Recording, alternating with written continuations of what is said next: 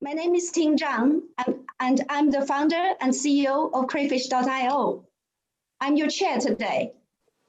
And so this is myself, and I have founded Crayfish a few years ago, but also involved in various roles to facilitate UK-China relationship, especially in the commercial links. So a little bit about Crayfish. For those who don't know us, we are a digital platform to facilitate cross-border trade with a focus on China. So we do that through a platform that offers 24/7 days e-commerce of business services, especially for those smaller companies that do not have the resources to tackle this on their own. So now it's my great pleasure to introduce you our keynote speaker, Lord Wei. Lord Wei of Shoreditch. So Lord Wei is one of the most senior politicians that has a Chinese ethnic background. And he's a social entrepreneur and also legislator in the House of Lords, as well as author and advisor. So today, Lord Wei is here to give us a speech on what makes tomorrow's leader. So over to you, Lord Wei. Great. Well, thank you so much, Ting, and it's a great honor to be here with you with so many people from around the world. And I suppose it goes without saying that we are in extraordinary times, aren't we? Where things are changing. And despite all of the tragedy that we have been witnessing in so many of our countries, we're seeing great opportunities open up to come together and to overcome these challenges, not just for this season, for this period, but also looking ahead. And I'm not going to talk too much about the kind of innovation we're seeing. That's another talk, but many of you will already know. In fact, I myself later today will be voting in Parliament, something that when I first joined Parliament 100 years ago in the UK in the House of Lords, 10 years ago, they said would not happen for 100 years. And suddenly in the course of several months, we switched to a remote voting, which is just one very early example of the kind of change that's coming.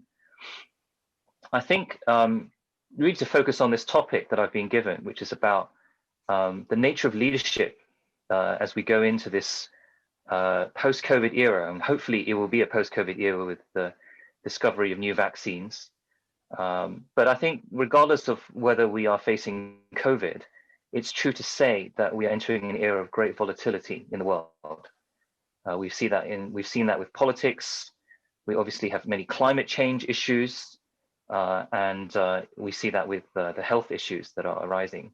And so this is going to be a period where we're going to need to operate differently from potentially the last 50 to 70 years, where we've been in a much more stable environment. In fact, one of the writers and thinkers in the last 20, 30 years, which you probably well know, has talked about at one point the end of history. You know, when we entered a post-war settlement that seemed to be, the end of progress, as it were. But I think now we're in a very different environment. And I think for leaders, and it's, as Ting mentioned, a number of you are in your first decade of work after, I guess, university. For leaders now, we need a number of different skills. Some of these skills we've not actually seen enough of in the current pandemic and in the response to the economic and health challenges. So the first one I want to highlight is that of resilience. Actually creating a society, creating economies, creating institutions that are resilient and agile by extension in the face of disasters. There's an article I've written, and you can find out more at natway.com, where I have some long articles, long blogs. But there's an article I've written way back in, I think, so the second quarter this year, where I talked about the internet and how the internet was really a real blessing for us in the world, because it enabled us to survive. Originally, it was designed to enable us to survive nuclear bombs and other disasters. It was designed for the pandemic. And right now, the fact that we can have a conference with hundreds of people is an example of the power of the vision for the internet originally. But I also say that we lost our way maybe 10 years ago. We got excited about social media, entertainment. I'm just watching in the UK Netflix, The Crown right now. These are wonderful things, but we forgot to continue finishing the job to build a resilient internet that allows us to continue work, especially if the work is physical. Things like music. My children have had to adapt to doing music lessons and orchestral pieces. But the internet and the technology we have isn't yet set up to allow us to simultaneously play in orchestras because of the latency issues. So we're going to need leaders who can design organizations, who can run organizations, who can think laterally, but particularly so that we can survive future pandemics, future climate change issues, and not just build organizations that where we assume things will never change tomorrow. And that requires a very different kind of leadership. In nature, you know, we learn about resilience. There is no single point of failure. The hierarchies and structures are generally not set up so that if you take out the leader or the prime minister or the president, you know, if they get COVID or if they get caught in a flood, that doesn't shut down the whole system. In many of our natural ecologies, you can take out one part, but the other part continues. So we need leaders that can think like that. Secondly, we need leaders who can listen, partly because of social media and the algorithms that now run our world. We tend to be in conversation with people who are like us. And that is true in society, in politics. It's also true in business. Many of the disturbances we've seen around the world have been because a certain group of people did not feel listened to by other groups of people. So listening is a very important skill, even if we don't agree with each other in business or even in politics. Finding ways to hear each other's point of view, to understand the point of view, and to try and maintain connection, even if we agree to disagree, is going to be an important skill in the coming world, especially in the geopolitical world that we are now in. So the skill I need to learn to listen. I like to talk a lot, but I'm realizing that actually listening is more important than even talking, no matter how well you talk.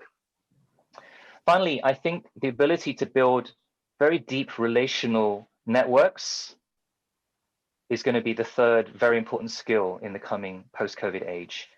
A lot of the traditional institutions that will allow us to communicate and around a set of aligned values, you know, you think about the post-war, the IMF, you know, all of these different institutions, the UN, they struggle in a context like this, where there's so much going on simultaneously at the grassroots, where they're emergent phenomenon.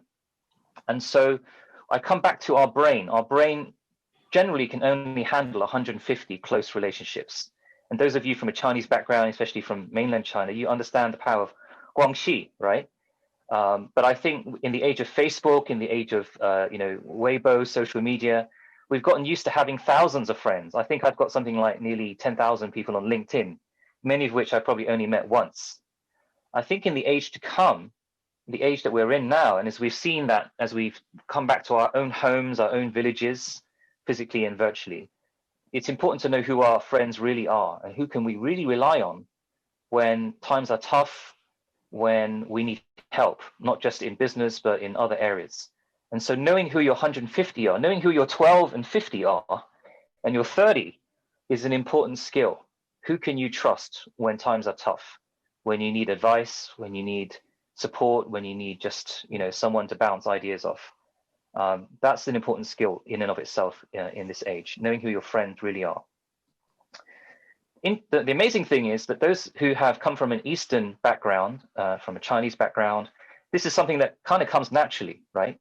Relationships often are more important in our life, our families, than almost any other thing. So we have this skill very naturally. And I think something we can, those of us from Chinese backgrounds and Eastern backgrounds, we can help our friends in the West, where it has been a very individualistic society, to try and learn some of these skills. There are many struggling with suicide, with isolation, especially the young.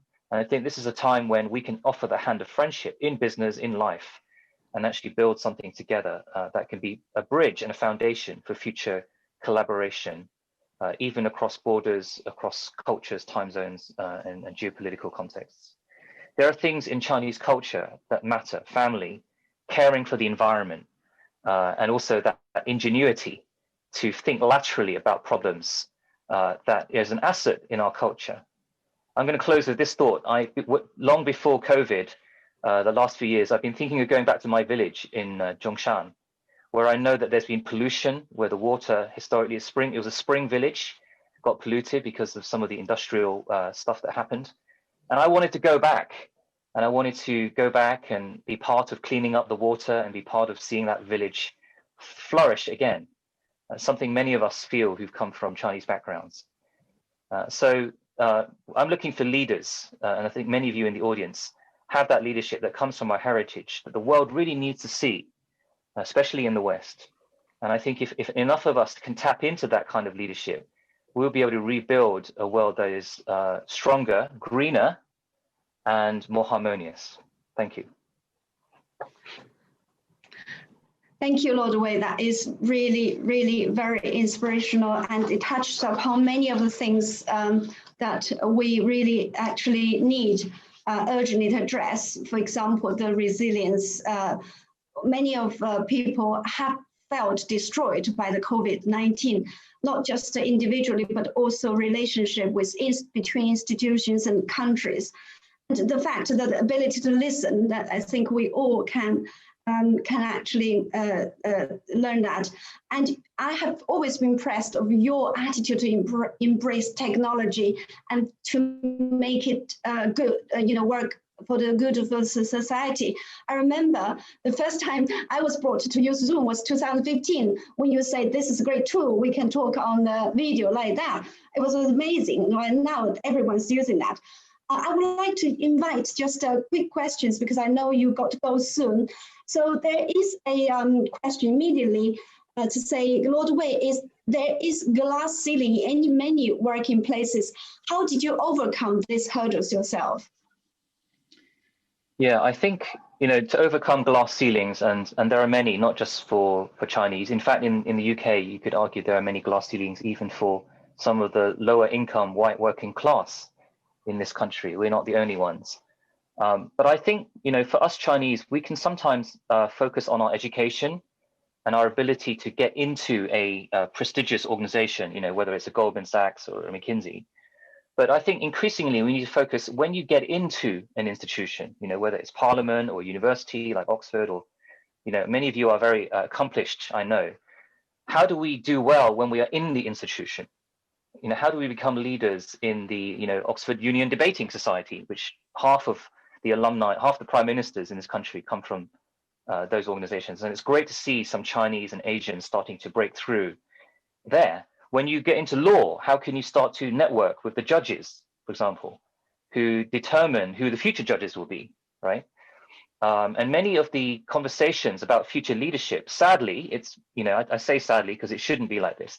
They happen in places like, historically, like pubs in the UK, or in places where people are, eating and drinking.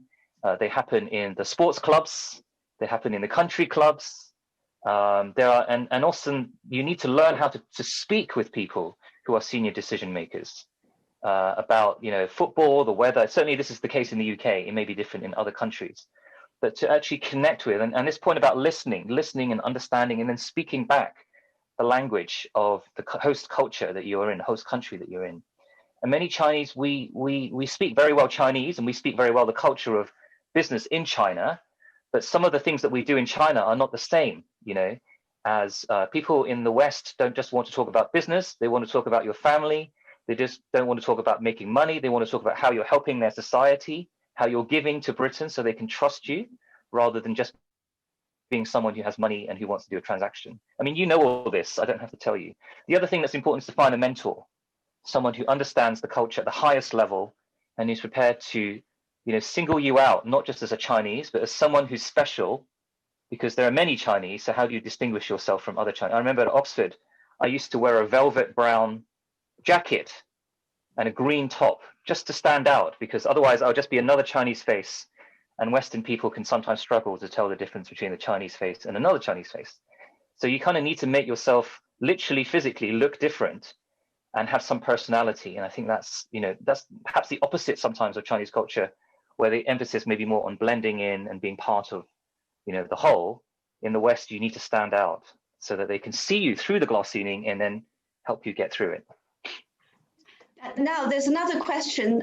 Thank you, Lord Wei, for the great speech. I'm in London and have experienced the poor handling of COVID and people's behaviors, while at the same time, most of China have been back to normal. What do you think is the most important thing for us in UK to remain positive? Yeah, I'm going to take the two questions that I've seen, because I will have to run, so forgive me. But if people have more questions, feel free to maybe continue to send them, and Ting, maybe you and your team can send me after, and we can, get those questions back to people in writing. Yes. But in terms of staying positive, if you're in the UK or in a country that's been hit hard by COVID, like I say, these tragedies, they allow us to innovate, they allow us to improve. If we just assume that COVID is a one-off tragedy and nothing else like it will come back in future, then we lose the chance to build, like I say, an internet and a society and economy that can withstand, floods, a warming planet, other diseases. There are other viruses, sadly. There's about 1 million, I think, out there that could affect humans. So what happens in 2022 or 23 if we have this again? Will we be able to use robots and technology and have a decentralized education system, have machines that have shrunk down so that we can do a lot of the scanning in our own homes rather than going to hospitals to catch COVID or other future diseases? So I think despite the pain, despite the suffering, if you are in a country which is still going through this, there's a chance to still innovate so that next time we will be much stronger and better prepared. Those countries that are coming out of COVID and going back to normal, that's wonderful, but will they still have that innovation edge that comes with having to think around these obstacles? And then I think the other question was about the challenge of suicide, not necessarily among Chinese, but in the West. A lot of people live on their own. They don't have much family around them. And obviously, if you're living in a one-bed flat or in a confined to a room, then you're going to be lonely. And so a lot of people are struggling with a lack of relationship. I'm not saying Chinese have no problems either, and that there isn't an issue with isolation. But I think in these times, as I said, families become important, your friends are important, and maintaining those networks, not necessarily for business, but just for life, I think is an important skill that we need to continue in the years to come. And that's something I think we can help our Western friends, some of them who are isolated, we can reach out to them. And, you remember who your friends are when times are tough. You remember the people who are there for you when you're going down, as well as those, who help you when you're going up. So that's an area I think where we as Chinese can be a real blessing to people around the world. Yes, well said, Lord Wei. I think you mentioned about the deep relationship, relational network is the way to go post COVID-19. And I think but a lot of us maybe can still work on those 150 close connections. And this should not be just Chinese or the people well already. Really expand that to help others, to help each other. That's the message we get. Thank you so much, Lord Wei. I appreciate your time is limited, and we will be coming back to you with more questions. Thank you. So now we're going to move to our next session, which is our panel discussion. So today I have the pleasure to announce 4 of our panelists, all coming from different background and from different locations as well. So Su Wei Jiang is the partner of PwC, and she's based in London in the UK. And then she deals with all aspects of China, inbound and outbound business sectors in the UK. Su Wei is also the driving force behind a China Talent Network, which is a cross-industry network to help nurture tomorrow's Chinese leaders. I'm sure Su Wei will mention it later. And then Chris Chung, he's actually born in the UK, but now based in Beijing. So, and he has been working in China for nearly 20 years with multinational businesses, but also government agencies. I knew Chris from years ago when he worked in London CBBC, but also in China. And Jenny is based in Shanghai. And she has also amazing global career experience, ex-Unilever, worked in Europe, and now in China, providing a lot of coaching to younger professionals. And finally, we have got Tony, and Tony is a tech entrepreneur based in London. And he's the founder and CEO of Perifocal.com, which has over 1,000 photographer professionals on their marketplace platform. These are the 4 speakers I just introduced. And now we would move on to our panel discussions. So first, Su-Wei, can you unmute yourself? Yes, Su-Wei. Yeah. So Su-Wei, there's someone already mentioned about the glass ceiling, but I think we can have a little bit more to talk about that. From your own experience, you've come to be, the partner of a big 4, the biggest of the probably professional firms in the world. And what's your experience of that, not just the bamboo ceiling, but overall, how did you excel to your current stage of a career? Great. Well, thank you very much, Ting, and great to see so many people here today from all around the world. As Ting said, I have been with PwC for over 22 years now. So it was my first job after graduation from my master's. And I'm loving it, and probably will be my last job too, so my only job or career. But having said that, I have been through many cycles of experience within PwC. So when I started off with the firm, I was a trainee accountant. So I studied for 3 years to be a chartered accountant in the UK, and then pursued a sort of early stage career in auditing for a number of years. Then I was given the opportunity to take some risk and actually setting up the China Business Group from scratch within PwC 14 years ago. I struggled for quite a long while making that decision, but I did in the end, and moved gradually away from audit and then started looking at China, both inbound and outbound. In the initial years was outbound from UK to China, but then mostly now is focusing on Chinese companies coming into the UK. I then subsequently taken up an European level role, so in charge of 25 countries around Europe of our China Business Network in Europe. But now I also have another hat on within PwC, looking after our public sector clients. So, the HM government in the UK. So I work a lot with Foreign and Commonwealth and Development Office, Department for International Trade. So I deliver many projects for them, not just China related, but quite a lot of other things, international development, trade and investment. As of last week, I picked up another role setting up a new trade services across our global network, but starting with EMEA. So many cycles of experience. But coming back to our topic here and the question, Ting, you just posed, and then perhaps also building on what Lord Wei was saying, are there any glass ceilings? I think there are, there are many, as Lord Wei suggested. It's not just in professional sort of environment, but even for working class people, for all kinds of different sort of environments. I was a mentor at the 30% Club in the UK. That's, as some of you know, for senior female leaders in the UK. That's not just Chinese, that's across the society. Many female leaders I mentored through that network had glass ceilings, and these are Caucasian or other ethnicity, not just Chinese. However, I'm going to be a bit more controversial here. I actually think the biggest ceiling for our personal development is ourselves. Actually, linking back that into leadership, I think leading oneself is the biggest challenge, but could also be the biggest opportunity. Why do I say that? I've seen it happening too many times not just within PwC, but within the China Talent Network that Ting alluded to. I talked to many young people and younger generation.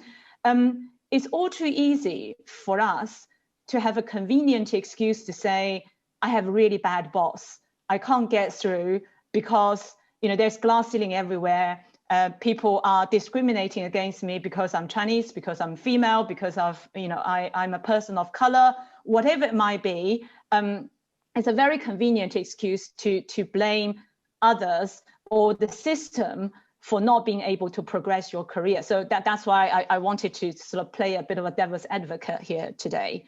The three things I think, I wanted to mention, which for me, reflecting back on my own personal experience, but also many others, this is not just me, and many others I've come across, be it mentored or my mentors as well. I've had many mentors throughout my career. Looking at them, I think there's three things that would really help us to break whatever limitation, I would call it a limitation, it's not just a glass ceiling, that either we put upon ourselves or maybe organizationally that has been put on us. And all three things is actually starting from within. So this is about leading oneself. I think the first one is working smart. For those of us on the call today who's got a Chinese background, I think from quite early on, I mean, at least for me personally, everybody taught you to be diligent. You have to work hard. Listen to others. Listen to seniority. If you're told something, you go and do it. But working hard does not equal to working smart. And then I think working smart is about being proactive. It's about, persevere on the things that you do, but then do it in a way that you understand whether that actually meets expectation, and then whether that you actually understand other people's expectation in the first place, and also thinking about longer term consequences of what your immediate actions are. And for me, when I was in my junior years, I had a really quick example here. I had a really demanding director when I was a manager working on an audit, and he's very disorganized. And he would want you to drop everything and work on any immediate action he wants to work on. But then that sort of jeopardizes the whole audit process. And then what I found, then I worked for him for 5 years. And in the second year, the first year was a nightmare. And in the second year, what I found is I started to understand where his concerns come from, and I started to predict where his concerns might come and when that might come. So whenever then he picked up the phone and called me, I already had the answer for him. I already resolved the situation before he even asked the question, right? So this is about working smarter. And then we were on the front foot as a team to manage him and then go through the process we need to go through. So the second point then is around then creating value. And then I think that links into the working smart is understanding the value you would bring to the team, not just yourself, but for the whole team and your department, etc., by working smart. And then linking into the third point is that trust point. I think Lord Wei mentioned that as well. Because if you can work smart, you created value, then you build that trust between you and the people around you. And once people trusted you, like the director I just mentioned, then they will make way for you and then they will help you to progress in your career. So Ting, I might stop there because I'm sure people have questions we can then answer in the breakout room later, but I just want to leave those 3 points for people to think about. Yes, that's great. So I think it's a great start for this discussion that you have these 3 points, and particularly these are very relevant for people working with a big organization, in a bigger organization to progress their career. And so now that leads to our next panel speaker, Jenny, who actually also coach young professionals about their career path in China. And so Jenny, if you can unmute yourself and your video. My question for you, Jenny, is how do you start and how do you manage, and how do you know actually for the younger, particularly younger Chinese professional to pursue the desired career path in China or abroad? And also, is the global career still relevant? Jenny? Okay, thank you, Ting. I'm so happy to be here, and also it's really glad to see all of you here. I think actually before I answer the question, I want to build on the answer from Sui, because it's really it's really inspiring me, and also same. I have the same experience and same thing I want to share with the team, with the people here is leading yourself, also relevant to about career, how to pursue the desired career is always start from yourself. So leading yourself, and before leading yourself is understand yourself. So self-awareness, the first point I want to share, which means to know what is your strengths, what is your personality, what is your desired inspiration, direction you want to go, and link this interest and deep heart in your heart, what you really believe. For example, use myself as the example, and also I always talk with people who want to discuss about this topic with me, is understand yourself, your personality. When before I switched to be the professional coach, I was working in the corporate for companies, but always in HR department. Why? Because I really passionate on people and organization. I want to create value for organization and talent growth. So this is my deep belief, and which is really helped me to pass more than 20 years in the corporate life. And afterwards, I switched to the freelancer or the entrepreneur, still continue to develop people. So first step about how to pursue your career, desired career, starting to know yourself, your personality, your interest, your belief, your weakness, your strengths. And how you know, you can leverage different personality assessment, but also you can ask the people around you. The people know you very well, like your boss, your close friends. They can give the feedback to you. You can ask her, what about me? What is the top of mind when you want to see what kind of person I am? So they will give you the feedback well. So collect the feedback, help you to build your awareness. This is the first point. And second point is, if you want to define a desired career, second is to know where and what is the offering in the market or in the company. If we talk about in the market, there are so many different opportunities still available in China market, and also in the global market. So first point is what kind of industry and what kind of direction you want to pursue. And then think about what is how about the owner?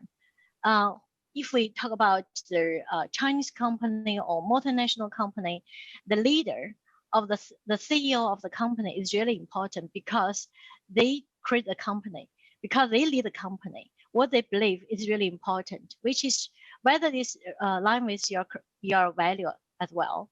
And the third is what the product and service they're offering. Like Sue mentioned, PwC is offering the audit, and these are we know the big four. So what kind of service really match your strengths? What kind of product is really meet your personal value as well? And the last not least is how about companies are we say cash flow, because this is really important for company to grow in the long term, sustainable growth. So starting from yourself, understand yourself, and the second to evaluate the market opportunity, and think about who will be your line manager. I always say that no matter big company or a small company, the line manager of you is really important, because this person will give you lots of opportunity to grow, to train you, even give the different platform for you. So who you work with and what kind of space you can get. This is also another element you need to consider. And for me, I think I want to see, when you think about career, maybe you can put a package in the last point, because career development is a long journey. It's kind of you need to spend years to pursue. Yeah. So one side is a self-awareness, another side is to know what is the market available, whether it's meet or match your personality, your interest, your value, and then you can define the direction. So this is the most important before we see how to pursue the career. Yeah, that is what I want to share for this question. For the global career, another point. For global career, I think in this moment is still relevant, but for sure there's hesitation in China market because we all stay in China. Now we cannot travel. This is the first barriers recently. But I noticed that still lots of people would like to use online system to explore the different opportunities.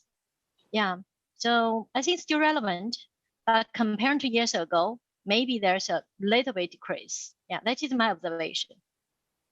Great, thank you, Jenny. I think that's a very good advice to match your strengths with the market. Basically, you have to know what you're good at. Otherwise, you might, spend twice as effort but not achieving what you are. So that is a very good advice to know your strengths. The question is the other way around, because you are in London, but you're a Chinese entrepreneur here. So could you tell us a little bit more your experience of doing business in the UK as a foreign, Chinese person, but also setting up your own business? Thanks for unmuting. Hi. Yeah, so I mean, challenges obviously. I mean, I think it's my 9th year here, and then it's been 4 or 5 years since I've started this business. It's obviously a very tough journey. So on the challenges part, I think that comes from quite a few different aspects, such as the previous speakers have covered, like the cultural barrier. Although I personally think that's something that's up to the individual to actually overcome. But I find initially it was very hard to say fully embrace the culture here and integrate with the local. So in my opinion, it's not just about speaking their language. It's actually more to do with like Lotway has covered, the way they communicate, the way they network, everything. So it took me quite a while. But then it comes to say, let's say in the tech scene, although I think tech startup scene landscape here is a little bit more open and flexible, but still you got to, raise funding, do things like that. And the minority background usually is not going to be helping a lot. So I still remember so we are actually backed by a UK venture capitalist. They run, when it was safe to do it, right? They run monthly founders evenings. Basically, it's like a big boardroom with all the founders of the portfolio companies.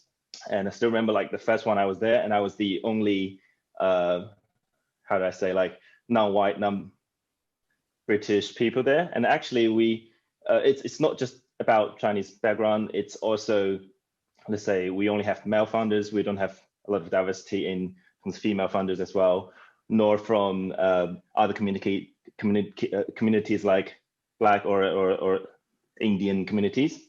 So it's not unpleasant, but it does bring a bit more pressure into when it comes to, say, sometimes you have to try really hard to catch up their jokes. So these challenges, and to me, I found a lot of Chinese people from my friends, let's say, they almost think that to embrace the local culture here sometimes means a little bit compromising of your own background. I think that's something, there's a fine balance there we can find. It doesn't always mean that, but it definitely took me personally quite a while to kind of find the balance point. Yeah, so overall, the journey is definitely worthy, and you can learn so much from it. I'm now sitting in a position that I have to manage a small team of very international team, like 10 people coming from very, very diverse background. Most of them British. We have people in Lisbon. We have Italian people, other European countries. This whole journey it's quite different from what I was taught, what I was, grown up with in China. I wasn't here until I was about 19 or 20. That's quite late compared to a lot of other people here. And my English was really, really bad in the very beginning. So yeah, but overall, I think it's totally worthy. If any one of here is actually thinking of going down to that route, I think it's not anything like regrettable to me. Great. Yeah. Great. I can see that you've done at least one thing that Lord Wei mentioned is to make yourself stand out by dyeing your hair. Oh yeah, it's I think I was just bored during the lockdown. It's my first time trying this. Very aggressive. But I was going to say that Lord Wei, yeah, spot on. And that's good. So now I'd like to have all the panelists to just probably 1 minute maximum each to give one sentence or two to talk about what you see the trend or the career talent trend in a post-COVID-19 the next year. Any change or something that you wanted to highlight? One or two sentences, please. Let's start with again, Su Wei. Yeah, sure, Ting. That's a big question. I like Lord Wei. I'm very positive. I think feeling very optimistic about next year, because I think a bit in the market economically or financially, or actually from sort of society perspective, I see quite a lot of underlying positive trends developing. But that's really, I think, from really where I sit professionally as well. I hear that the biggest positive for me is, despite a lot of the political noise and the media coverage around some of the polarization, as I call them, happening in the world, the fundamentals of the business community is still here. And I hear day in, day out from my clients, both in the UK, but also in China and across Europe. I think we just want to be doing the right thing. And that right thing is more collaboration rather than the opposite. So more collaboration across regions, across borders, across industry sectors. And then that's what I hear day in, day out. And I think that's where I draw my optimism from. Ting? Yeah, that's great. And so could Jane supplement to that, and Tony later? Yep. Yeah, I also share the optimistic like Sui as well, especially in China, in mainland China. Everybody knows the situation is managed very well, although the second wave looks like it's still a little bit question we need to pay attention. But at the same time, we have lots of strong confidence related to government. And at the same time, we say government put lots of effort to see how to help the different country and to overcome the situation. And inside China, I think people keep confidence. And also we have the kind of a mindset that this COVID-19 will not stop easily. But we already built lots of experience. At the same time, it's a good opportunity, like Lord Wei mentioned, is a great time for innovation. So many innovation activities and lots of ideas, new approach happen in China. So for sure, I keep very confident at this moment. Yeah, for next year. Yeah, that's good to hear. Both of you very confident about the talent situation. Tony, about you, because you are in a slightly different world, in the entrepreneur world. Yeah, I would actually echo both of these points, actually. And as I said, I come from the tech landscape. I think I can already see some like different new talent trends here. Let's say workspace has changed a lot. We actually, as an organization, we have decided to postpone our plan of acquiring another office indefinitely. We have moved to working from home completely 100%. And I think this pandemic has basically introduced a window that people can, just try this and see if it works. And now a lot of people just realize, okay, maybe that still works. I think it could be a good thing for, let's say, us from a minority background, because people in general care much less about offices or face-to-face stuff. it's going to be a lot more result driven. If you can deliver good things, if you can do the self-discipline, self-management things, you can deliver. Time zones maybe not matter that much anymore. Meetings or anything like that will in general matter much less. And that same thing has made some I would say new things, introduce new things to, let's say, the hiring process as well. So if you're preparing for an interview, then that's great. You really saved a lot of time, in my opinion. Those, you know, tiny face-to-face sort of communication skills, you can actually really focus on your work, your major, your, you know, stuff.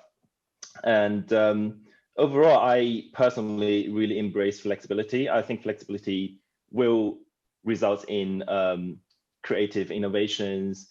And I personally know a lot of people are already doing freelance, or what they call them digital nomads. So basically traveling around the world, but doing the work as well. And I think they're going to be happy after this whole thing is over, because there will be more companies, even like traditionally big organizations, who are a bit, you know, less welcoming this sort of relationships. They will be actually interested in working with those kind of professionals as well. So it can introduce some really big changes there, I think. That's great. We actually have quite a few questions for Tony, but let me throw one at you, and then we actually now open the Q&A for the next 5 minutes, because we're running a few minutes late. So, question for Tony. Quite a few. I will pick up one for you to say, do you have any general advice for building, for budding entrepreneurs? What's the most important way to develop entrepreneur skills? Could you please limit that to 1 minute? And then while we are looking at other questions. One general advice. Yes, and the most important skill. To me, I think if it's like really early stage ideas, then you need to know that ideas is one thing and execution is the most important thing. And instead of like planning everything perfect, you probably want to, what we call, walk out of the building, talk to people, try to validate it. And if you can find a really low cost shortcut to validate your ideas, you probably have done half of it already. And or if, let's say, the worst is that you realize, okay, it's not something that can be validated, or like people in general don't react very well, that at least will save you some time or resource from building something that's not going to be having that market product fit. So I think idea validation would be the step one to me. Okay, that's good advice. I think you when you have your separate chat room later, you can probably share more about entrepreneur journey. We have Chris back now. Thanks, Chris, for being so persistent. So, Chris, can you show your face so we can catch up on your session? So, my question to you is, as a Western, well, I say Western, although you have a Chinese face, you were born in the UK and born and bred here. So as a Western professional in the UK, what's your experience in working in China and also in setting up your own business now? Thank you very much for the question, Ting, and for the wise advice of all the other the speakers just now. One of the main challenges, of course, is the technology of Zoom, which means you get kicked out every so often. But no, apart from that, my story is very much a reflection of Tony's, actually, because he had the same types of issue that I have when I approach the Chinese market. He's having the same issues when he's approaching the UK market. And I think one of the things that Lord Wei also mentioned resonates with what I'm going to say too. And he mentioned about the need to build deeper relationships and networks. And so one of the challenges faced by any foreign-speaking national going into another market is to make these deep relationships and networks in order to understand the market, and in order to provide your service, and in order to provide your products. As a startup, you know, we always say that we want to solve the problem of the customer.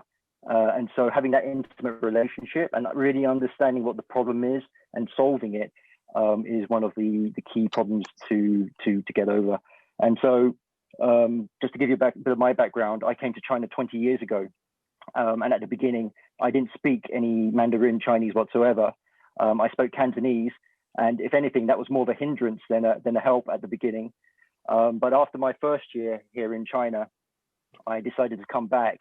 I came back and did a master's at University of Leeds in Chinese and business. So I learned a bit of Chinese there. And then I came back and I started to work in China Britain Business Council and other organizations, and then at the USME Center. And during that time, I started to pick up Mandarin a bit by bit. And my level now is Hanyu Shuiping Wu, and I'm now studying for HSK 6, which is the higher level. So I'm actually okay, not quite as good as King or Sue, but I'm getting there. And thanks, Tony. And so that's the learning of Chinese has actually helped me immensely in doing business in China. It's helped me to get more embedded with the different communities out here, to talking to different groups, and especially because a lot of the stuff that I'm doing is digital. So a lot of the marketing is digital as well. And so the Chinese market is just moving so quickly, particularly in terms of digital marketing and all the different types of communication. So really understanding the community, the consumer and their development, and understanding Chinese in order to do that is actually very important. The other unique challenge I think that I've faced is in the business culture. And so when I first came across, I'd studied French and law, that was my undergrad. And so I was very much adhering to contracts and supply contracts and things like this, the business. And often that would not be the most successful method of interpreting the contracts or the business relationship. And so I learned over time that how important the relationship is. I mean, everybody says it about China, Lord Wei talked about Guanxi. Everybody here, I think, has heard about Guanxi, but I think it's after you've gone through a few business relationships and you realize building that deeper relationship with that person and having those authentic conversations with the person opposite you, not just relying on that piece of paper in order to guide your behavior in the relationship, is very important. And so that's the other challenge, I think, in terms of business culture and really understanding the development of relationships here, which is very important. And so just in terms of some of the solutions I've had in trying to bridge those gaps, apart from learning Chinese, which has helped me a lot, the other thing I think is I don't approach the Chinese market as a foreigner. I approach it as say I'm doing digital apps now in the education industry. I try to approach it as a group member that has a similar problem to the other group members. So I have a teaching app, for example, that teaches English. And so I now enter groups and I say, I'm trying to solve this problem for my child, just like everybody else. And so the nationality doesn't really matter. And you can have these very good, genuine conversations in Chinese or English just with other parents, whether they're Chinese or foreign.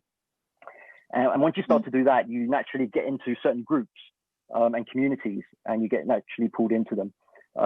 So for me, that was very important. And so once you do that, you start getting to groups like WeChat. And as I'm sure everybody knows, WeChat groups and WeChat and social media here is very important for network development. And the other thing I'd say is that there's many organizations that can help as well. So things like Startup Grind, if you've heard of that for startups, or China Accelerator in Shanghai, they're very good if you're a startup. And then obviously Crayfish, the USME Center, and all the chambers of commerce are very useful for building networks as well. Thank you, Chris. Sorry, that's just my quick 3 minutes. Yeah, that's great. Thank you, Chris. That's very important because we have, as Lord Wei said, it's a time we connect everyone together and across regions, but also different races and ethnic groups and gender. So that's very useful. And I think now I would like to bring in a special guest for today. He's not a typical sort of attendance for today, but it's very relevant to our theme. So I would like to bring my special guest, Peter Hukin, in. Peter, can you unmute yourself and show your face? So Peter has been an old friend of mine in Cambridge. I got to know him in 2001 when I first set up my consultant business when he was the CEO of Cambridge Network, the largest membership organization in Cambridge. So during the following years, we worked together on different China initiatives, including visited Shanghai to launch his Connected Shanghai initiative. I wanted to invite Peter to give a quick 1 minute talk about why, what made you interested in building the links with China, and that's because it's very relevant for us that to share the common interest in China, Chinese culture. Doesn't matter you're not Chinese, doesn't matter you're not born in China. Peter, could you just 1 minute, please? Okay. Hello, everyone. Dajia I run a think tank in Cambridge, which is all about putting together communities around particular subjects. So some of these are business to business, some of them are C2C, and we grew a very successful community in Cambridge called Connected Cambridge, linking together people with all sorts of interests, from growing a venture, finding a job, trying out ideas and the like.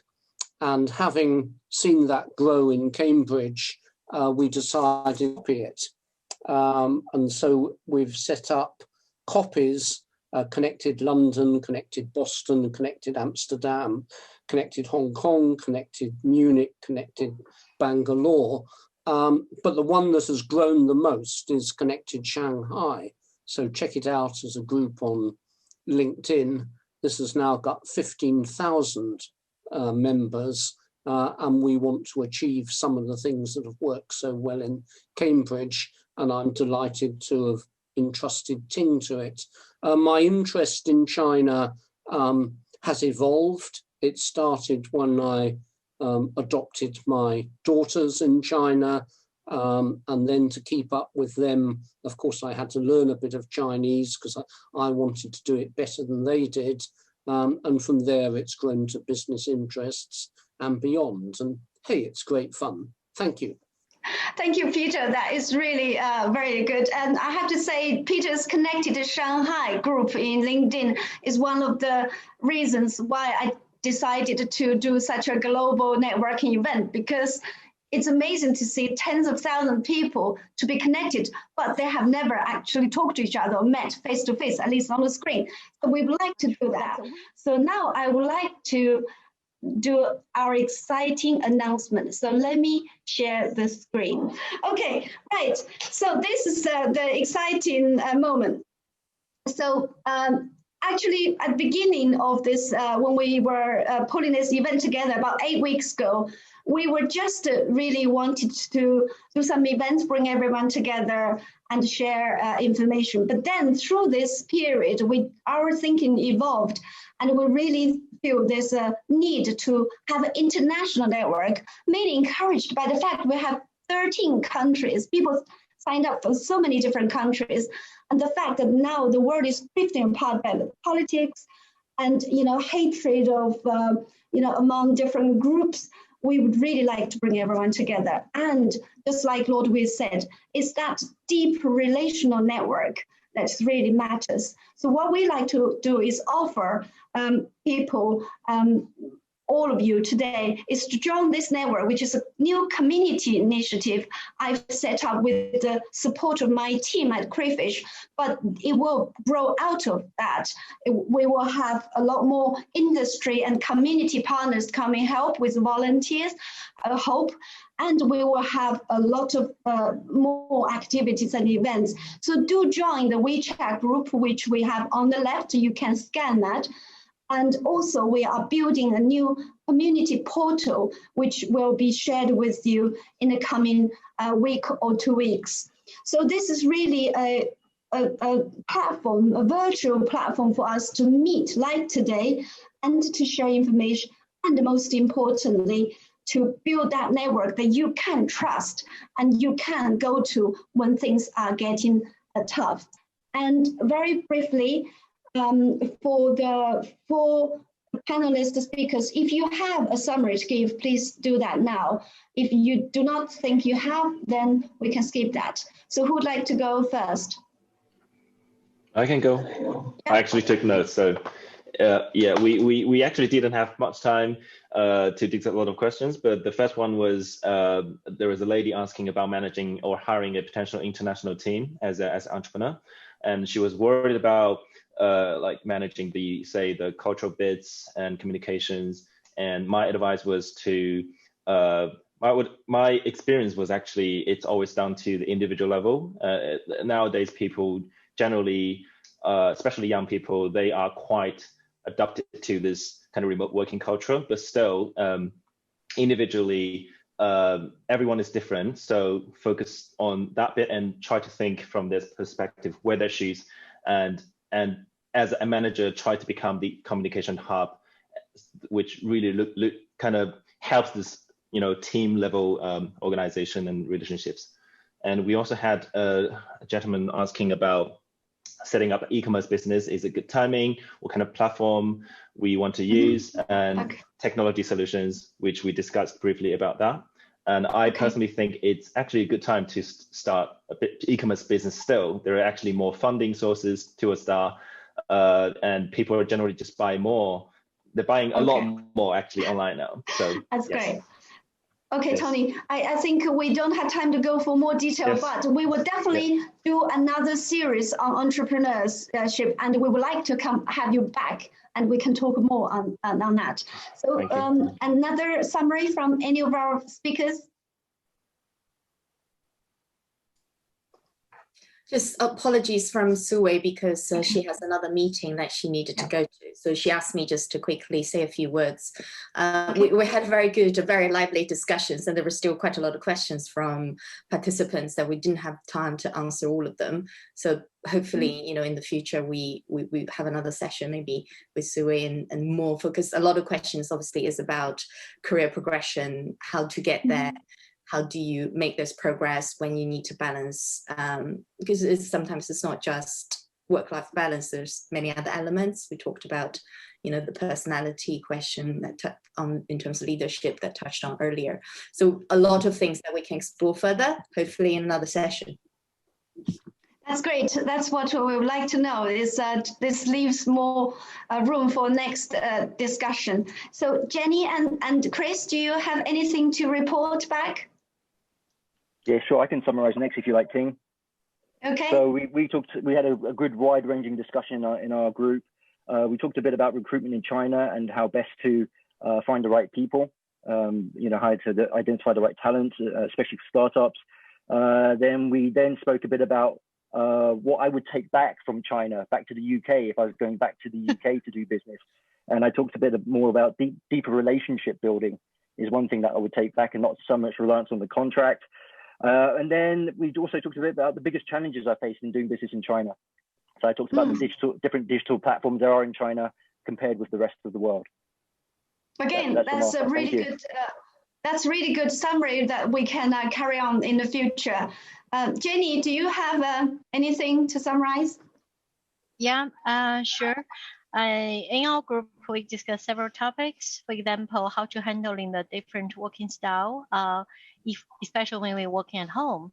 And second, we also discussed that whether digital platform is helpful to business. And also we shared comparing to start your own business, and you can work in the corporate and at the same time do something you really like. What is the difference and how to do the choice, how to make the choice. And also another interesting question is if a British, whether the British nature want to find a job in Shanghai or in China, whether it's possible or not, if any preparation and advice. Yeah, it's really interesting question. And also, some friend also mentioned want to get more interest, get more understanding about want to participate in the leadership conference later on if we have. Great. Again, I think a lot of people are interested in learning about career transition. So that's definitely something we'd like you to come back. I don't think we need a summary for the networking session, because so now we would like to first talk about our future events. So do bear with me while I work out sharing the screen. Right, so for this is our final sharing screen. I hope it works this time. Yeah, so this is the plan for the future. The details topics will be based on what you want, what you like from the post today. We will take that back and analyze, and we can see that there's lots of interest. So we will have a quarterly event every 3 months, the next one, February, after Chinese New Year.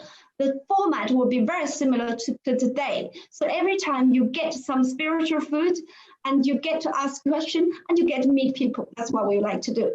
And then every month we'll have a lunch networking. Well, I think UK lunch, China is dinner, so maybe we will do it separately, or how we work out that we will find out. But we will do every month. We will have a networking. So again, that's what we can see from a post. You like to meet people outside your circle. That's what we would like to do. And we will have a big annual member convention next year. Well, this is going to be, of course, be planned in the coming months, but we would love to engage from you. And I would like to welcome all those of you who are interested in supporting this event coming forward, support the ICANN coming forwards, to come to me, to ask to the team through the various ways to keep in touch. You can join our WeChat group, which is now, we can see lots of people already joined. We have our WeChat account you can follow, where we announce our events, as well as our thought leadership articles. And we have LinkedIn, which we have daily updates. So if you are interested in engage in and participate in it, whether as a speaker, volunteer, or partner, please do come to us. I'd like to build this community together with you, and we will all benefit.